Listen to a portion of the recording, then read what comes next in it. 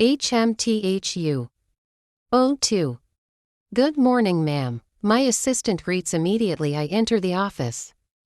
Good morning, I respond with a smile. I walk into my office and switch on the aircon. A few minutes later there is a knock at the door and I know she has brought me coffee. There is something about routines. I love surprises, yes, but I also love knowing that things have to move a certain way without wandering around. The client for October 15th called, ma'am. Anything I should worry about? She wants white lilies, ma'am, and not the artificial ones we earlier quoted. I sigh deeply. I also sent her a fresh quotation and she has requested that you call her immediately you are in the office because she was calling your work line and it wasn't going through. My coffee, I say, stretching out my hand. This is the type of stress that had me drinking on a Thursday night. I have trained my assistant to the best of my knowledge, but there are always those people who won't trust her unless word is coming from my mouth. I told this particular client it was better she got real flowers and we went back and forth about how she thought bees would become guests at her wedding and now she is back as a thorn in the flesh. Kimono hasn't even finished talking when the phone starts to ring, my personal line this time, and it's the client.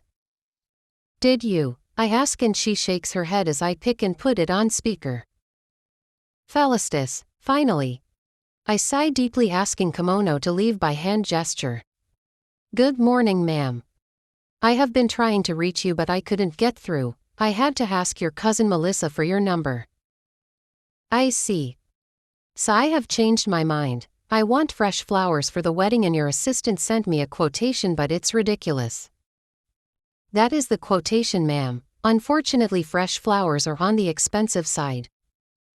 But can't you bring it down a little? I stare at the phone for a few seconds without saying anything. Besides, your cousin told me she knows a cheaper place. Did she now? Yes, she did. Just maybe talk to that events center and if they give you a better deal you can take it. Oh. Have a good day, ma'am. I say, cutting the line before she can say anything else. For a few seconds I sit staring at the phone. What in God's name is wrong with Melissa? This is a girl I have avoided at all costs, but somehow she finds herself coming into my life. She is like that flea that continues to come at you and irritates the life out of you. Taking a few deep breaths, I tell myself that she won't be the reason I have a bad day, so I start to go through my emails. I respond to a few and start making calls to prospect clients. 3 are a success and I set up meetings. I am so engrossed in my work that I almost miss my lunch date with Alicia. I will be back after 2 p.m. Please take care of the office. I tell my assistant as I drive to Delila in Ibex where we are having lunch. I had forgotten about the congestion by Crossroads during lunch hour. She starts to call me and I promise to be there in no time. As I beat congestion, I use the opportunity to call Liam, but he doesn't pick. Instead, he sends me a message saying he will call me back, and I understand he is busy, so I just start playing some music. After 20 minutes I get to the restaurant and Alicia is at our usual table. She stands when she sees me. She is clad in a white body-hugging dress that is just below her knees. Damn, you look so good, I say, giving her a hug. And don't you look perfect, Mrs. Atchison? I laugh, settling down. Please tell me you are taking it easy. I sigh deeply. Felicitas, you need to take it easy with yourself. You have been working so hard, one of these days you will just drop dead. That won't be such a bad idea, not so. Besides, I won't be leaving anyone behind to sulk. She looks at me with pity. Liam doesn't want to have kids. We have had this issue more than once and he is hell-bent on never conceiving. I am not sure what he went through as a child for him to come to that resolve, but for now I just have to suck it up. You guys have only been married like what? I am sure he will come around. I hope so.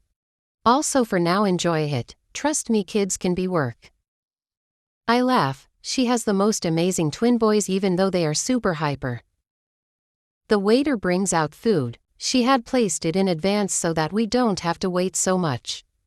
She tells me about how work is going. I love listening to her talk about her job and all, the beauty about being in different professions. Halfway through the meal I have this urge to go in peace. I excuse myself. I go about my business and when done I come out only to walk right into pious coming from the gents. We are both shocked when we look up because we haven't seen each other since their wedding. Of course I see the photos that Melissa floods on social media and she has invited me to their home more than once, but I have always turned down the offer. Besides, he didn't show up to my wedding. Melissa told me he was working out of town, but I know better. 2 years, huh? I say with a chuckle. Doesn't this feel like a deja vu? Like the first time we met and I bumped into you at Social Makini. I am tempted to laugh because the memory is so fresh, but instead I shake my head and excuse myself. Winnie Quenges girl woman Boeing medium skin tone.